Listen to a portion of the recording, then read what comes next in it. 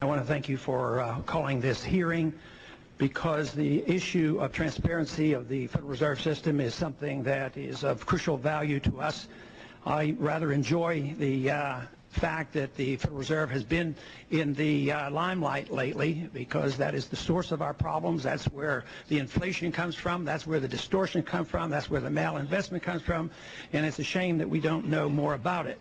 But I don't blame the chairman of the Federal Reserve System for this, because it's already been quoted that 13.3 is in the law. So a lot of responsibility falls on us here in the Congress.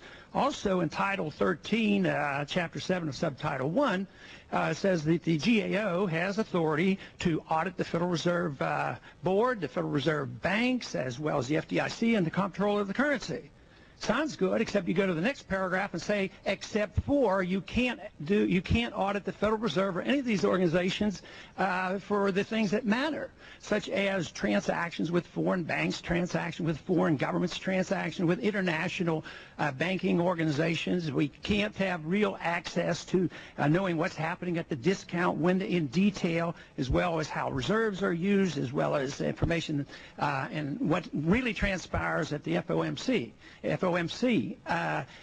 The fact that we have information dribbling out to us, that's one thing. But, you know, for instance, in the last about 2 years ago, we've been denied the information that a lot of people consider rather important, and that is the total money supply. What is M3 doing?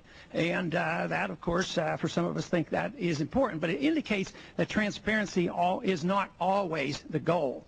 The question we in the Congress have to ask is, why is it that the Congress is so eager to give up their prerogatives and their responsibilities, whether it's in foreign policy, whether it's giving the executive branch the authority to go to war without the Congress saying much, or whether it's turning over the monetary system to somebody that can operate essentially in secrecy and deal not with a few $100 billion, like $800 billion here and there, but tens of trillions of dollars when it adds up.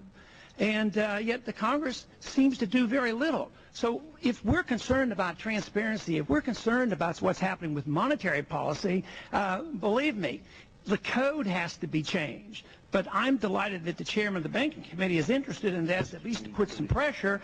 We do get bits and pieces and dribbles out of information. But why we turn over this tremendous power to actually run the economy, central economic planning, through the manipulation of prices? The whole problem we're facing today is that the Treasury and Congress and the Federal Reserve is trying to price things that they're incapable of pricing. That is the toxic assets, the illiquid assets. So if we'd only allow the market to operate, we might clean up the mess that we have brought upon ourselves.